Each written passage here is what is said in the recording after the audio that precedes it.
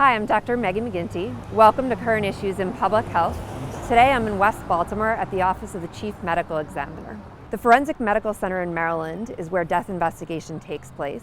Today we're here to meet Bruce Goldfarb to get a tour of the center and understand how deaths are investigated in Maryland and how we get the data that then informs our public health work. Hey Bruce. Hey Megan, how are you? Good, how are you? Nice to see you. Thanks for having us here today. Welcome to the OCME. Would you like to look around? Yeah, I'd love to get started on the tour. Okay. So I thought we were coming to the Office of the Chief Medical Examiner, but this looks like someone's house. This is actually our training facility that for our forensic investigators. This was a gift from Patricia Cornwell, the novelist, and we call it Scarpetta House because her detective, her protagonist, medical examiner, is Case Scarpetta. So why don't you come on in, I'll show it to you. Great. So this entire facility, it's a lot like a studio apartment. We have a living room, a little dining room, kitchen here behind me, a bedroom, a laundry room, and a bathroom. And near as I know, we're the only forensic medical center that has something like this. We put our investigators, every group of investigators that's hired, has to go through a training in both hangings and in shootings, so that we stage with human volunteers wearing makeup, and we stage scenes in order to process the scene as we would in a real situation.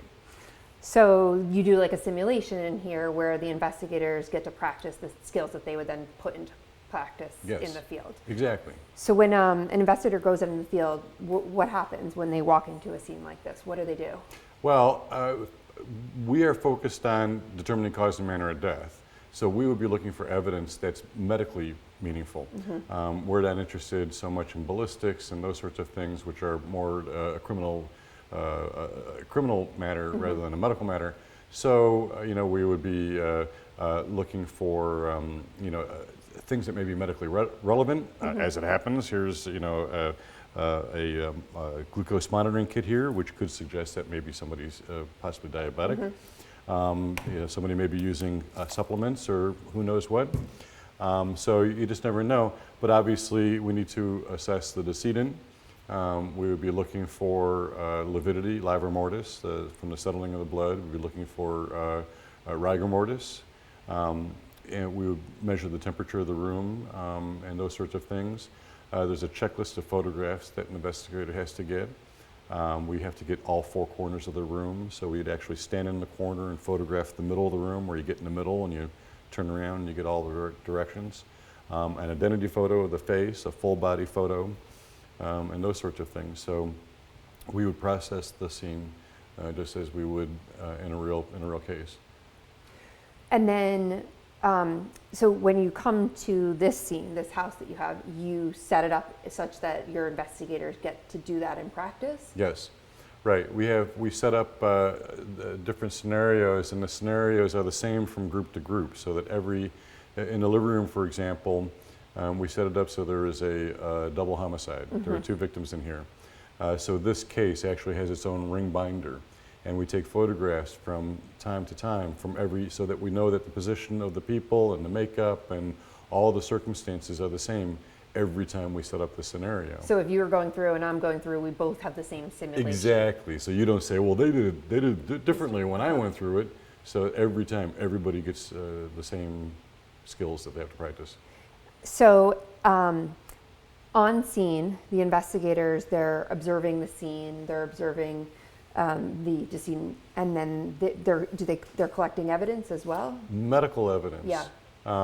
Medical records. We would talk with family members to find out what their history is, talk to their doctor. We'll get your medical record.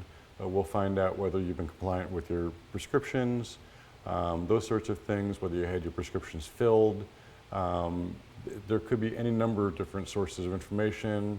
There could be police run sheets. There could be fire reports, mm-hmm. if it's maybe a suspected arson. National Transportation Safety Board. Any number of different agencies could be involved, each doing their own little piece of it. And we're answering the medical questions. The police do a criminal investigation. The fire does a fire investigation. And so we're just providing our little piece to that overall To investigation. ultimately understand why this person died. That's right. So after the field investigators collect all the information from whatever scene they go to, what happens after that? Well, then if an autopsy is necessary, the person would be, the decedent would be transported to this facility for an examination. This is our investigations department, and this is where everything begins. We have our forensic investigators here manning the phones. There are people in this department 24 hours a day, 7 days a week, 365 days a year, and deaths that may occur anywhere in the state of Maryland would be called into here, and so they will be collecting information. Our forensic investigators are the first responders for the doctors, and so in Maryland we have a forensic investigator go to every scene every time, no matter where it occurs in the state, and they're assessing the scene, looking for medical evidence, collecting information wherever it may be, medical records, police reports, run reports, anything that we can get a hold of. And how many forensic investigators do you have here? There are here about a dozen of them. There's about 12. And then we have on-call part-timers throughout the state in each of the counties who go to scenes. And that's because Maryland has a centralized system for death investigation? That's right. We have a centralized facility here in Baltimore, so no matter where a death occurs anywhere in the state, if an autopsy is necessary, it's done here in this building. So tell me a little bit more about the forensic investigators. What is their background and what does their job look like? Well, as I said, they're first responders for the doctors. A lot of them are EMTs and paramedics. Mm-hmm. It's very easy to extend that skill set. EMTs are trained to respond quickly to a scene. You do an assessment and you report back your observations. What these people do is very similar. The assessment's different. Many of them have 4-year degrees or graduate degrees in criminal justice or forensic science. Many of them are ex-military, ex-law enforcement, fire service, and so that's their background, and that's who they are. So they receive a call. How do they typically find out that a death needs to be investigated? Well, under Maryland law, deaths get reported to the police. So the police are the first on the scene, and they will be seeing if there's anything amiss, if there may be foul play involved, if it's an injury death. The law specifies what deaths we must investigate. Mm-hmm. We are required to investigate any death that may be due to injury, any death that may be due to alcohol or drugs, any death that's suspicious, and most often it's the police who think there's some foul play involved. So they're going to see if it's actually what they call a medical examiner's case, if it fits into one of these criteria. So they'll be talking with the police. They'll be talking with family members to see somebody's background, whether there's a history of injury, those sorts of things, talking with the doctor, whether anybody has any suspicions, or whether it may be due to natural causes. So there are many deaths that occur in the state of Maryland that don't get investigated. Yes, every year. Maryland has almost 6 million people in the state. Every year about 40,000 people die. Most people, about 80% of people, die in hospitals or nursing homes under the care of a doctor. They have some illness or condition that gets worse and worse, and then they die. Right. So they've been monitored and charted and observed during this process. There's not a question about those. About 10% of people die due to injury or trauma. About 10% die under circumstances that require some further investigation, an unsecured environment, they're outside in a yard, or unwitnessed collapse or just found dead. So those are the ones that require some investigation. And in the most recent year that I have, I believe it's 2016, of those 40,000, we had around 14,000 deaths that were reported to us. Over 1/3. You want to err on the side of caution and report it rather than miss them. So we had 14,000 reported to us, of which we accepted around 11,000. It was over 10,000 cases that were investigated, and about half of people end up getting autopsies. So it was around 5,600.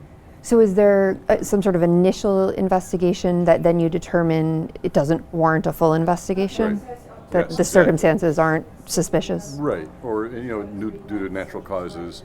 There's a lot of, I don't want to say ambiguity, but uncertainty. Somebody has somebody has a heart condition, they have a defibrillator failed, and then they died. So, is this is that a case or not?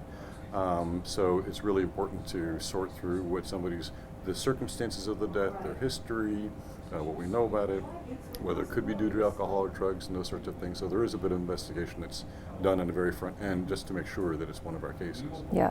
So if you talked about a nursing home or a hospital, Right. when someone dies in one of those settings, it's usually the doctor taking care of that patient that would sign the death certificate. It's their right? legal and ethical responsibility, right? I have a primary care doctor. He knows me. He knows my family history. So yes, if I hope not, but if I were to suddenly collapse, he's the first one to go to. Right. And either he'd say, that Bruce, you should have listened to me and followed my prescription, or that I have no idea. Yeah. So in the case of those deaths that the death certificate doesn't get signed by the treating physician or Right. the primary care physician, those are those cases you investigate. They get fully investigated and then ultimately signed by one of your medical examiners That's here. right. That's right. Great. So I'd love to hear more about how the investigation process happens, and when a decedent comes here, what happens with them. I'll be glad to show you. So we're here in the garage of the Office of Chief Medical Examiner, and this is no ordinary garage, right? No, it's not. This facility is designed so that everything's done inside the building. So we have a receiving area here, which is enclosed. We have roll-up doors, an entrance door and an exit door, so that everything is controlled and discreet. But vehicles pull up right in here. They can pick up or drop off decedents, and the elevators go right up to the autopsy suite. And we have this large space in the event of a mass fatality. The columns have been equipped with hot water and cold water and a little electrical and an internet, so that we could use this entire space if we had to for a mass fatality. Something like that hasn't happened in Maryland in quite a long time, but we are equipped. Cross our fingers. Cross our fingers. We're equipped to handle anything that could happen in the state at any time. And I recall that you told me about capacity. This building's actually quite large as well. It is, that's right. The building's actually oversized. The state, this building was designed for the year 2035. They didn't want to make major renovations for 25 years, so they built, they estimated the number of people who would need autopsies in 2035 and the number of doctors who need to do that and how many linear feet of records it would produce and those sorts of things. So we have a building with excess space. On every floor there's unfinished space.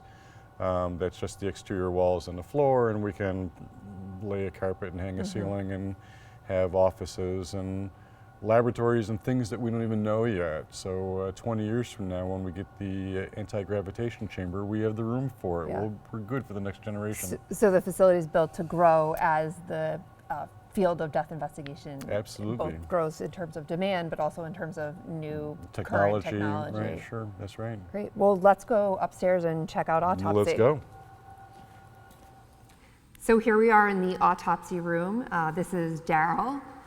So this is where the autopsies take place. And Daryl, why don't you tell everyone what it is that you do? What's your role here? I am actually an autopsy tech here in the building. One of a small crew of us, but I am an autopsy tech here. So what do you do on a daily basis? Today, this is the end of your day, so we've made you stay late after work. What did you do today? It's not that bad where I can't sit and talk. What I do on a daily basis is I do the evisceration with the doctor. I assist doctors in trying to find out the cause of matter. We do that in a number of ways. We use the X-ray machine. We use CT scan machines. We of course use the autopsy saw and So this is a station here that we're standing in front of, right? So you'll if somebody comes to the medical examiner's office, the body is brought here to one of each station has a body that will come to it, right? Yes. And then what happens when you and the doctor or the body is here at the station? Well, actually, how it starts is we evaluate who's going to, after the cases have been distributed, then we know once the body is already set here, then the doctor and I, he or she does the external. I start to undress and get them all cleaned up for the initial pictures, the ID, any sort of wounds or tattoos they may have, and they document all of the injuries or any defects to the body that they may see. I in turn come back and after they're finished, show them each side of the body, both front and back, anterior and posterior.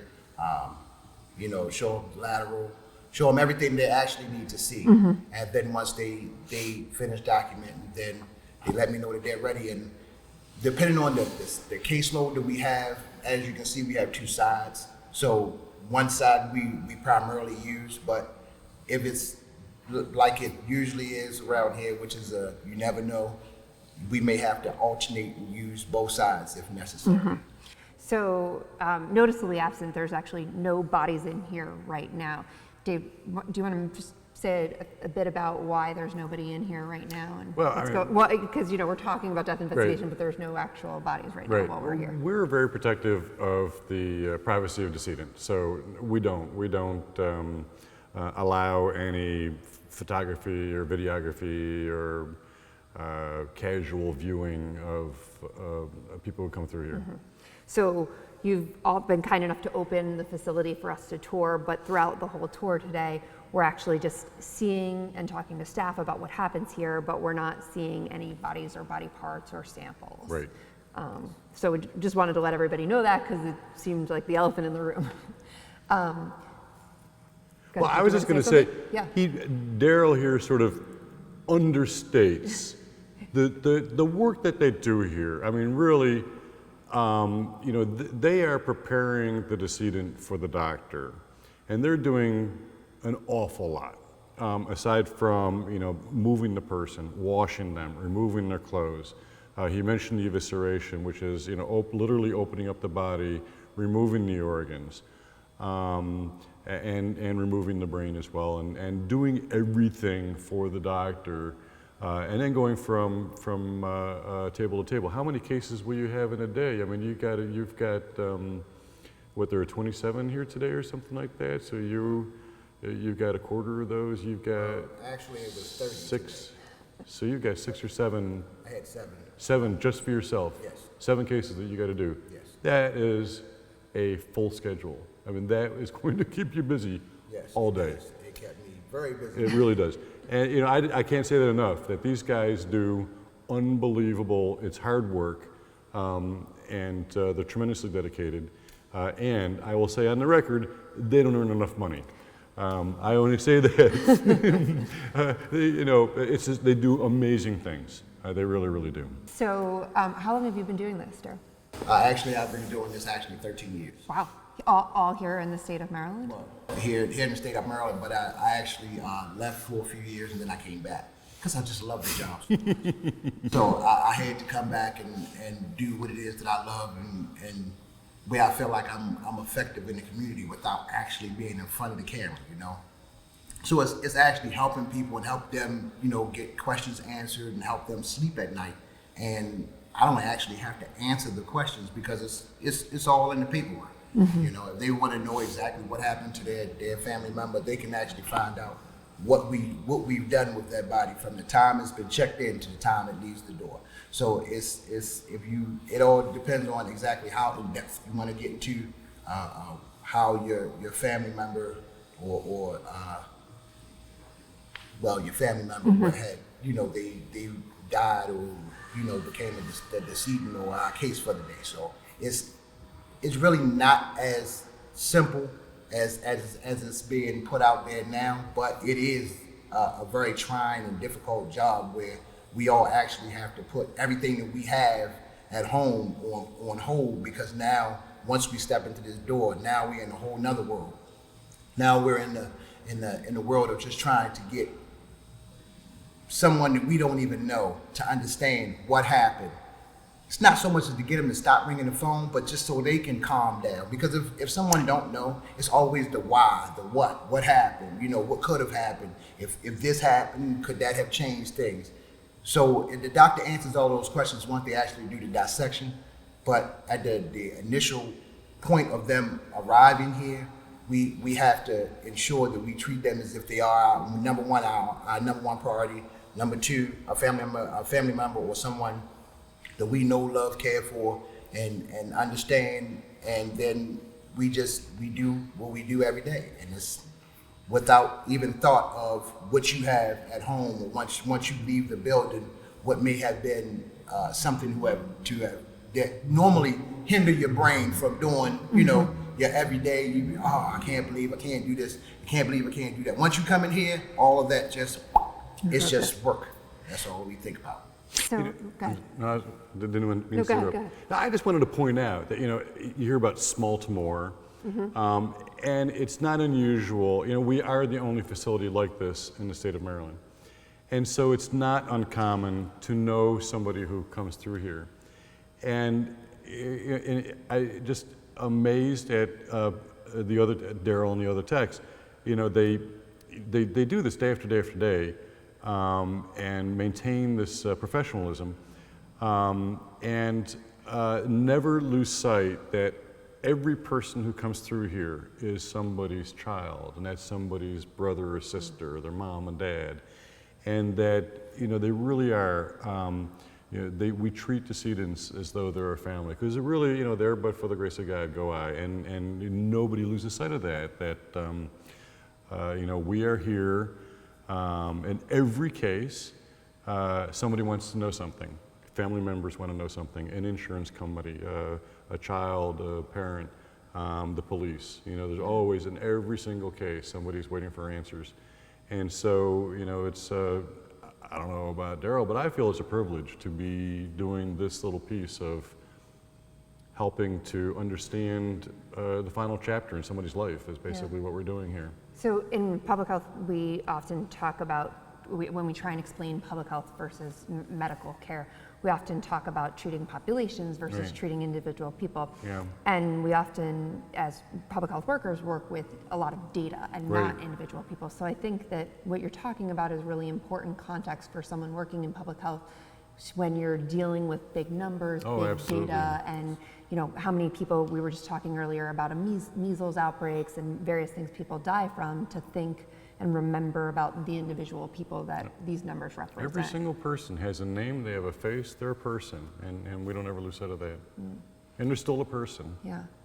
So while we're here in this space, Daryl, would you mind telling us what all of this is and kind of what you do with it when you bring somebody in here?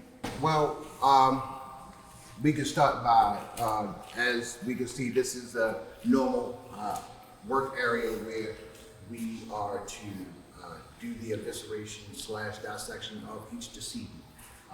As you can see, we have the scissors, the forceps, the scalpel, and the clamps. Each one of them has a different use at different times. Sometimes we get to use, every day there's the knife, the scissors, the forceps, and the scalpel is used. We don't always use the clamps, but it's always good to have it if there is, by some chance, some sort of perforated bowel or something, that we have to clamp that off so it doesn't become a bigger problem in doing our job. So everything here is for us to just be prepared. So we are. So it's the end of the day, and the room's been cleaned, and the autopsies have been finished for the day. So these stations are cleaned and set up for you all to use tomorrow, with all the whatever equipment you would need. We have with each piece of equipment that's on here is going to be used tomorrow. So we have the cups. People say, well, what are the cups for? We take samples of each and every organ, so that way it can be tested and double tested. So if there's even a question of you don't have a visual cause of matter, then you'll be able to, they can do tox screenings. Right. So you all have a toxicology lab upstairs that you send those samples to. Yes. So we actually send samples, blood, urine, vitreous, and the bile. We send those samples upstairs every single day for each person. Okay. So after we send them, after we make our samples, then we do the evisceration, and we turn and we put the organs on the table. the doctor in turn takes those organs and starts to dissect them piece by piece and look at them both inside and out, of course. But once they finish taking each sample, they use these two, the large and the small formalin bottles. These are the ones that these take and hold by things that they want to preserve, like if there's an illness or ailment within that person. So you're talking about these? Yes. And they have a solution in them? Formalin in them. Yeah. So once they finish taking their sample or whatever it is they want to preserve, they'll put it inside of the formalin and it'll preserve it and hold it for a later examination. Got it. And then the organs are weighed?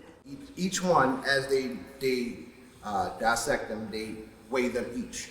So, like I said, everything that we do is in the paperwork. So it has how much each body part weighed, where exactly the let's say when the person had cancer, where they tell exactly where it is, exactly how large, because they even use this little. There's a little ruler.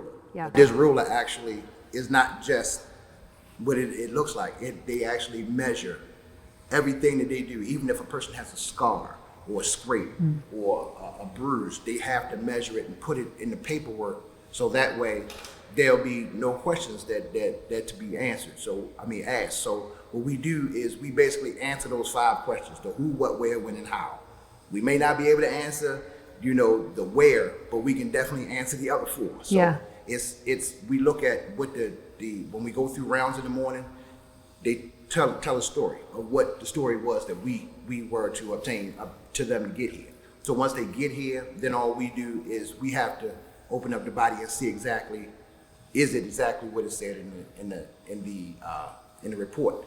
Now, most people don't understand, once you start to open up the body, a lot of times it's not what it says in the report. So you a lot of times if there's a question, or if a doctor can't answer the question from the body, then they'll call investigations back down here. So it's not just autopsy. When the body get here, it's just autopsy. This is a combination of autopsy, toxicology, investigations, photography. It's a lot of hands on each body per day, and we need to make sure that when the person leaves here, that all questions have been answered. Great. Well, I really appreciate you taking the time to explain to us your role in death investigation and what you do here for the state of Maryland. Not a problem. My pleasure. Thank you. So we're in the nutshell studies room. Yes. It's like a museum in here. It is, but this is actually a classroom, not a museum. These are the nutshell studies of unexplained death, made in the 1940s by Francis Glessner Lee, and they're here as instructional media to teach police officers how to observe a crime scene. So what do we have in each of these dioramas, or is that the term you would use to describe them? Sure, they are dioramas. They are composite scenes that represent instructional for purposes. There's things to learn, lessons to learn from looking at them, but they're really not meant to be solved. It's a practice. It's a way of practicing the powers of observation. So these aren't real cases that there's a correct outcome of figuring out how the person in the diorama died. That's right. They're not meant to be solved. They're not whodunits. It's about observing and then reporting what you see. So how did these dioramas come to be at the Office of the Chief Medical Examiner? Well, that's a good question. Francis Glessner Lee, who made them, started a seminar for police officers up at Harvard in 1945. So these were all at Harvard University, Harvard Medical School, until Harvard pulled the plug on their legal medicine program. And so the fellow who was the chief medical examiner here at the time, Russell Fisher, had been through the Harvard program, and Francis Glessner Lee knew him, and so he offered to resume the homicide seminar here in Baltimore. And so the dioramas came down, and the seminar's been here since 1968. So why did Francis make all of these dioramas? What was Francis's role? Frances was the mother of forensic science. She was the guiding force who was really responsible for ensuring that legal medicine, which we now call forensic medicine or forensic pathology, would be able to take root and develop here in the United States. And so she began this homicide seminar for police officers. Before then, there was no training for police officers. So you could teach them about, you could teach them about car crashes, you can teach them about injuries and these sorts of things, but there's no really good way of teaching somebody how to look at a crime scene without going to an actual crime scene, which you can't do. Right. You can't have dozens of people walking through. So the next best thing is to make a little crime scene that they can observe at their leisure. You know, in some ways, dioramas actually really make a lot of sense for this, right? They're always very detailed. That's right. There's a ton of precision in them, and you know, I don't know if you ever, I think of back to childhood looking in them and just noticing like all of the different parts of a scene that are crafted. So it absolutely makes sense that it would be a good tool for helping people to practice observation. Sure. These actually do something, and are still used today, the way that they're designed. You couldn't do it by still photography or even film. You'd have to zoom in and show somebody that particular thing that you want them to see. But here, just like a real crime scene, you can look at whatever angle you want to look. There's nothing to direct your eye. You don't even know what to look at. You can look at it, come back an hour later, a day later, look at it again. It's exactly the same. So it does, even virtual reality, there's still nothing that actually replaces this three-dimensional object. And these were such a significant contribution to the field that they were actually on display at the Smithsonian for a while. They were on display at the Smithsonian's Renwick Gallery from October 2017 to the beginning of 2018. And then they came here. And then they came back home. That's an incredible resource for Maryland to have. It is, I think so. Yeah. Well, we're going to do our best to capture them on film, even though it won't do them justice. But I want to encourage all the students to take a look at, we have some still shots from the actual Renwick exhibit, and we'll do some video of these. And I want to encourage students to look at them, practice their own skills of observation, and maybe comment on the blackboard about what they notice in some of the scenes that we've captured. So I want to really thank you for inviting us here today. This has been a fantastic opportunity. Absolutely glad to have you. Thank you so much.